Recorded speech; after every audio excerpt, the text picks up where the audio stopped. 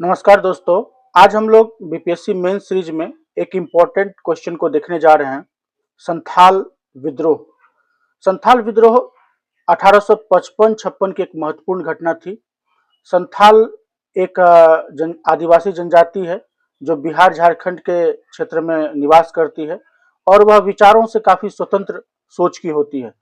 तो जब ब्रिटिशर्स का भारत में आना हुआ और इस संथाल क्षेत्र में आए तो उन्होंने उसके स्वतंत्र विचारों पर कुठाराघात किया, जिसका कि विरोध संथालों ने किया। तो देखिए हमने किस प्रकार से एक भूमिका तैयार की है कि आर्थिक दोहन के लिए ब्रिटिश शासन ने जनजातीय समुदायों के आर्थिक, सामाजिक और सांस्कृतिक जीवन में हस्तक्षेप किया। शोषक तत्वों को संरक्षण देकर, देखिए शोषक तत्व में महाजन हो गए, साहूकार हो गए, प्रशासक हो गए, जो शोषक तत्व थे उन्हें संरक्षण प्रदान कर शोषण संजाल को और भी मजबूत बना दिया। देखिए भूमिका में कुछ ऐसे वर्ड्स का इस्तेमाल करना चाहिए हमें जो कि क्वेश्चन को चेक करने वाले के दिमाग पर एक इम्पैक्ट डाले। तो इसीलिए हमने यहाँ पर कुछ क्लिष्ट शब्दों का भी इस्तेमाल किया है। परिणामतः औपनिवेशिक शासन के विरुद्ध कई जनजातीय विद्रोह हुए, जिसमें से कि संथाल विद्रोह जो थी वो प्रथम तीव्र प्रतिक्रिया थी। इसका अगर मुख्य केंद्र देखें हम लोग तो मुख्य केंद्र इसका संथाल परगना क्षेत्र था, जो कि बिहार और झारखंड का जो इंटीग्रेटेड मैप देखेंगे तो उसमें तो ये वाला सेक्शन है, ये सेक्शन दामन एक कोह कहा जाता था और भागलपुर से राजमहल का जो क्षेत्र था यही बाद में जाकर के संथाल परगना एक नॉन रेगुलेटिंग जिला बनेगा। इसका मुख्य केंद्र यही था। हम लोग अब मुख्य कारणों पर चर्चा करते हैं कि औपनिवेशिक जो शासन था उसका जो शोषण संजाल था वो कारण था। दोषपूर्ण भू राजस्व प्रणाली वो एक प्रमुख कारण थी। लगान की ऊंची दरें, लगान वसूल करने का कठोर तरीका। हम लोग देखेंगे किस प्रकार से नॉर्थ इंडिया से लोग आए और नॉर्थ इंडिया के लोगों को लगान वसूली के लिए इस क्षेत्र में रखा गया था, जिन्होंने कि काफी कठोरता पूर्वक लगान वसूलने का काम किया। भ्रष्ट पुलिस प्रशासन, खर्चीली एवं जटिल न्याय प्रणाली, मिशनरियों का धर्म परिवर्तन की कोशिश है। तो हम लोग एक एक करके इन सभी कारणों पर चर्चा करेंगे। जैसे कि हम लोग आर्थिक कारण आते हैं, तो आर्थिक कारण की तरफ कार्ल मार्क्स अपने लेख में लेख था उनका नोट्स ऑफ इंडियन हिस्ट्री, उसमें इसका मुख्य कारण जो है वो आर्थिक शोषण को बताया गया है। ब्रिटिश सरकार के जो है इस क्षेत्र में जो संथाल बाहुल क्षेत्र था उसमें लगान के दरों में काफी वृद्धि कर दिया गया था लगान के दर में, और नई लगान सिस्टम को बहाल किया गया था जो कि अस्थायी भूमि प्रबंध पर आधारित था। पहले संथालों का एक सिस्टम हुआ करता था जिसमें कि व्यक्तिगत लगान के जगह पर वे सामूहिक लगान को जमा करते थे। इससे उनमें एकजुटता की भावना बनी रहती थी और उनका एक सिस्टम था जिसको माझी सिस्टम कहा जाता है, उसको प्रतिस्थापित कर दिया गया स्थायी भूमि बंदोबस्ती के द्वारा। नए जो कर आरोपित किए गए थे उसमें टैक्स के दरों में 3 गुनी तक वृद्धि हो गई। तो टैक्स के दरों में वृद्धि हो गई, नई नई टैक्सेशन पद्धति आ गई और टैक्स वसूलने के लिए बड़ी संख्या में नॉर्थ इंडिया से गैर आदिवासी लोगों को बहाल किया गया था, जिनका कि टैक्स वसूलने का जो तरीका था वो काफी कठोर था। तो ये एक प्रमुख कारण रहा। अस्थायी बंदोबस्ती के माध्यम से जमींदारी प्रथा को लागू कर दिया गया था और जिससे कि संथाल जो है भूमिहीन हो गए। और अब मरता क्या ना करता, तो संथाल अपने रोजी रोटी कमाने के लिए वहां पर गन्ने की और खजूर की के द्वारा वे गुड़ निकालते थे, जो कि बरसात के दिनों में ये काम रुक जाता था उनका। तो बरसात के दिन में वे रोजी रोटी चलाने के लिए महाजन और सूदखोर से ऋण लेने के लिए बाध्य हो जाते थे। अगर कोई फैमिली फंक्शन हुआ, शादी विवाह हुआ, तो उसमें भी उन्हें ऋण लेने के लिए बाध्य होना पड़ता था। एक बार कई बार तो उन्हें जो है छोटी मोटी अगर जमीन है तो उस पर लगान देने के लिए भी उनको ऋण लेना पड़ता था। तो कलकत्ता रिव्यू जो है लगान के ऊंची दर की बात करता है। कहा जाता है कि महाजन जो है 50 से 500% तक का ब्याज वसूल करते थे। तो काफी बड़ा मतलब ब्याज दर लगाया जाता था महाजनों के द्वारा। अब आगे आगे देखें कि हम लोग जो शोषण के उपकरण थे, जैसे कि महाजन हो गया, प्रशासन हो गया, न्यायपालिका हो गया, ये भी जो है औपनिवेशिक अर्थव्यवस्था में कहिए तो संथालों के विपरीत जा रहा था। तो कुल मिलाकर के ये संथाल जो है औपनिवेशिक अर्थव्यवस्था के भंवर जाल में फंस गए, और भंवर जाल में फंस गए और इनका जीना दुभर हो गया। अब आते हैं हम लोग इसके राजनीतिक कारणों पर चर्चा करते हैं। देखिए, संथाल का अपना राजनीतिक ढांचा हुआ करता था, जिसे कि पुरहा पंचायत कहा जाता है। पुरहा पंचायत के तहत जो है वे अपने प्रतिनिधि को चुनते थे, जिसे कि सरदार कहा जाता था, और सरदार जो है इस क्षेत्र का शासन करता था। तो ब्रिटिश शासन आने के बाद इनका जो राजनीतिक ढांचा था उस पर गहरा चोट हुआ और उनका राजनीतिक ढांचा बिखर गया। अब आते हैं हम लोग धार्मिक कारणों पर बात करते हैं। हमने पहले भी बात किया था कि संथाल जो है वो धार्मिक रूप से काफी स्वतंत्र सोच के होते थे, और अपना वो अनुष्ठान स्वयं से करते थे, और अपने पुरोहितों का भी चुनाव स्वयं से करते थे। और कहा जाता था कि उनके पुरोहित जो हैं उनके पूर्वजों से उनका कनेक्शन स्थापित करते हैं, और उनके ठाकुर भगवान से उनका कनेक्शन स्थापित करते हैं। तो इस प्रकार से जब ईसाई मिशनरियों का इस क्षेत्र में प्रवेश हुआ तो उनकी धार्मिक स्वतंत्रता प्रभावित हो गई, और उन्हें यह भय लगने लगा कि हमारा धार्मिक अस्तित्व समाप्त हो जाएगा। तो प्रशासनिक कारण, अब आगे देखें प्रशासनिक कारणों पर बात करते हैं।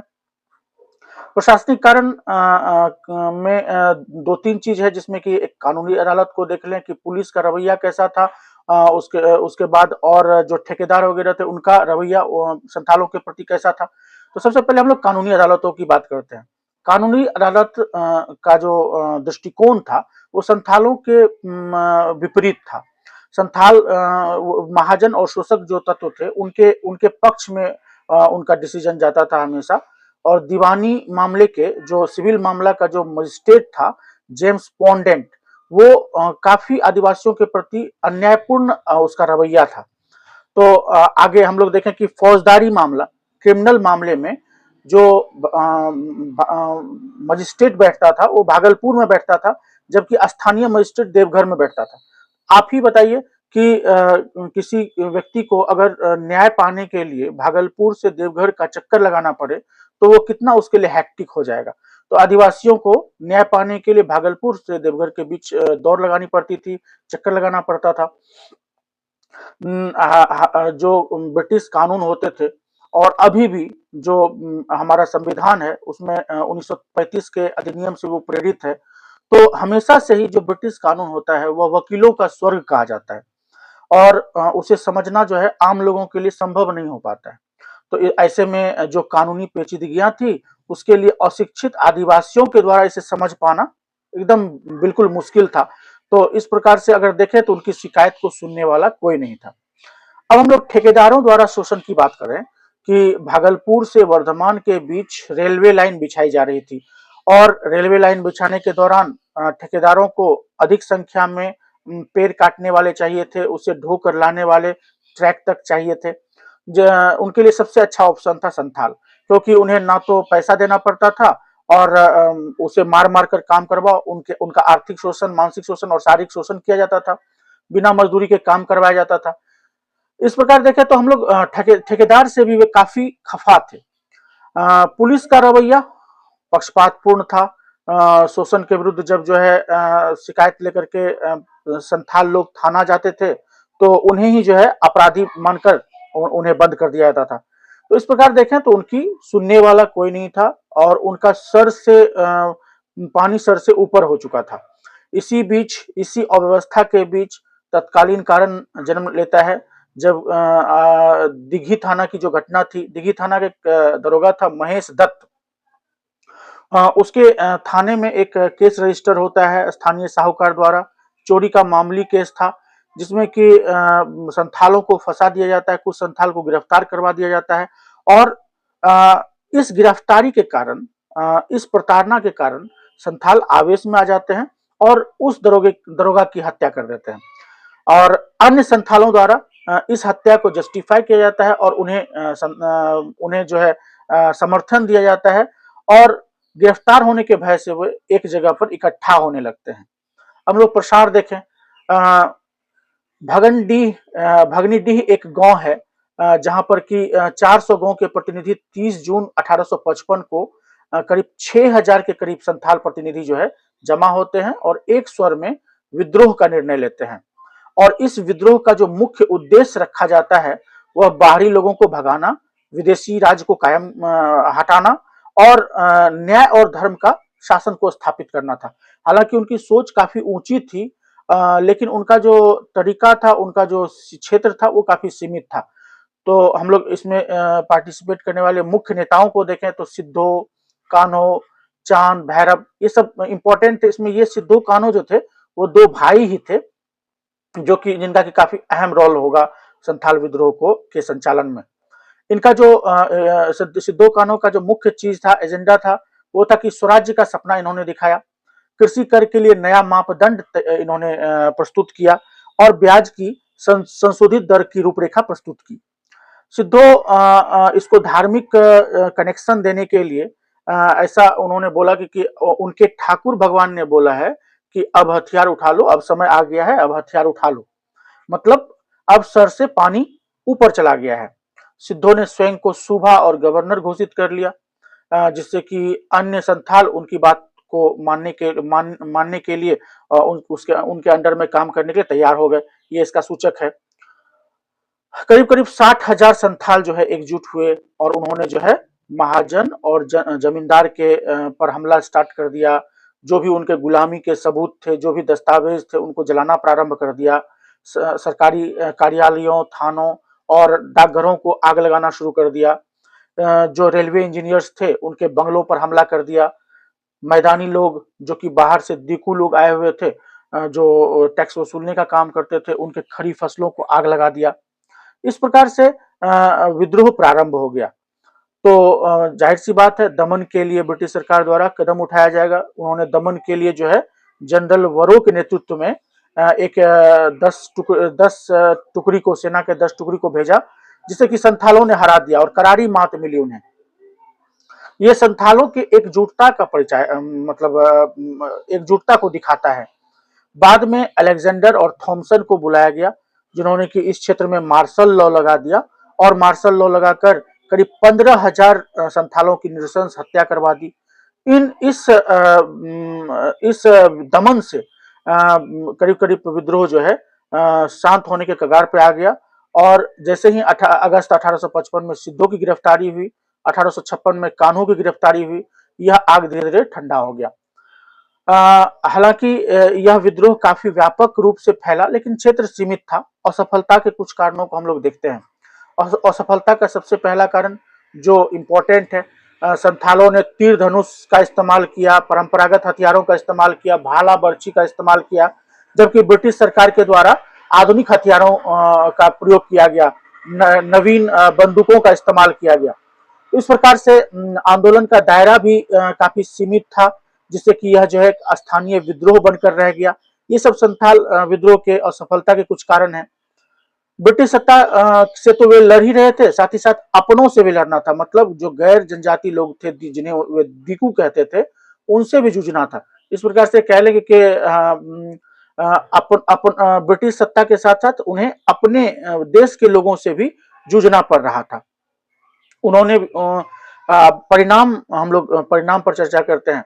देखिए, संथाल विद्रोह व्यापक रूप से फैला। वरो जो है उसकी जनरल की मृत्यु हो गई, उसका जो 10 टुकड़ी सेना का लेकर आया था उसकी हार हो गई। तो ब्रिटिश सरकार को मैसेज गया कि कहीं ना कहीं लोग बहुत असंतुष्ट हैं, संथाल लोग बहुत असंतुष्ट हैं। तो संथालों के लिए उन्होंने अपना जो उनका जो विचार था उस पर पुनर्विचार, अपना जो नीति था उस पर पुनर्विचार करना पड़ा उन्हें। उन्होंने भागलपुर से लेकर के वीरभूम के कुछ क्षेत्रों को कटवाकर उन्होंने संथाल परगना नामक एक नया जिला बना दिया, जो नॉन रेगुलेटिंग जिला बन गया। नॉन रेगुलेटिंग जिला अर्थात जो रेगुलेटिंग एक्ट लागू हुआ था, वह रेगुलेटिंग एक्ट यहाँ पर लागू नहीं था, मतलब सामान्य कानून यहाँ पर लागू नहीं होते थे, अस्थायी बंदोबस्ती यहाँ पर लागू नहीं होता था। तो अब जो उनकी जो पुरहा पंचायत थी, जिसमें कि सरदार जो था उसको मान्यता प्रदान कर दी गई, ग्रामीण अधिकारी जो था उसको पुलिस का अधिकार दे दिया गया। उनका जो सामूहिक लगान वसूल करने का सिस्टम था, माझी सिस्टम, उसको फिर से बहाल कर दिया गया। तो इस प्रकार से कुछ कुछ परिणाम सकारात्मक आए। नॉन रेगुलेटिंग जिला घोषित कर दिया संथाल परगना को, सामान्य कानून यहाँ लागू नहीं होते थे। तो अब हम लोग ये पॉजिटिव में संथाल विद्रोह का रहा। आंदोलन के स्वरूप की बात करें तो थॉमसन जो है, थॉमसन वो विद्रोह का मूल कारण को आर्थिक मानते हैं। कार्ल मार्क्स ने पहले ही अपने नोट्स ऑफ इंडियन हिस्ट्री में बता दिया है कि विद्रोह का जो मूल कारण था वो आर्थिक शोषण ही था। तो कार्ल मार्क्स ने भी स्पष्ट कर दिया कि आर्थिक शोषण ही मूल कारण था। जो प्रशासनिक पदाधिकारी वहां पर पोस्टेड थे तभी उस समय में, विद्रोह के समय में जो प्रशासनिक पदाधिकारी पोस्टेड थे, जाहिर सी बात है वे अपने आप पर तो विद्रोह का दाग लेंगे नहीं। उन्होंने दोषारोपण महाजनों और साहूकारों पर कर दिया कि महाजन और साहूकार जो आर्थिक शोषण करते थे वो विद्रोह का मूल कारण था। हम लोग तो बस समझाने गए थे, हम लोग तो बस विद्रोह के दमन के लिए गए थे। तो ये अलग बात है कि आर्थिक शोषण का जो शुरुआत हुआ वो ब्रिटिश सरकार के ही नीतियों के कारण हुआ। कुलासा जो है, कुलासा यह इस बात को स्पष्ट कर देते हैं कि जो बृहत स्तर पर जो भूमि का स्थानांतरण हुआ, जो स्थायी भूमि बंदोबस्ती द्वारा, यही विद्रोह का मूल कारण था। वरना संथाल तो अपना खा पी रहे थे, बढ़िया से एकदम रह रहे थे, लगान भी सामूहिक तौर पर जमा कर रहे थे, काफी शांति प्रिय लोग होते हैं। जब उनका जो शोषण था वो एक हद से बाहर हो गया तभी उनका विद्रोह हुआ। तो इस प्रकार हम लोग कहें तो कुछ परिणाम जैसे कि संथाल परगना जिला घोषित करना, नॉन रेगुलेटिंग जिला घोषित करना, पुरहा पंचायत की व्यवस्था फिर से लागू करना, माझी सिस्टम को फिर से लागू करना, अन्य जो इस क्षेत्र में कानूनों को सीमित कर देना, ये सब इम्पोर्टेंट इसके आउटपुट हुए। हालांकि इस विद्रोह को अगर एक शब्द में कहा जाए तो ब्रिटिशर्स ने इसे दबा दिया था, इस कारण से इसे असफल माना गया है। लेकिन राष्ट्रीय आंदोलन के पॉइंट ऑफ व्यू से यह एक पथ प्रदर्शक का कार्य करता है। राष्ट्रीय आंदोलन को एक पथ देता है कि कुछ लोगों द्वारा ही ब्रिटिशर्स को एक समय में परेशान किया गया और उसे युद्ध में पराजित भी किया जा सकता है। यह एक सोच के साथ राष्ट्रीय आंदोलन को इसने बल देने का काम किया। तो ये था आपका संथाल विद्रोह का इंपॉर्टेंट टॉपिक। अगले टॉपिक के साथ अगले वीडियो में मिलेंगे, लेकिन आप लोग वीडियो को शेयर करते रहें, लाइक करें और चैनल को सब्सक्राइब कर लें। धन्यवाद बहुत बहुत।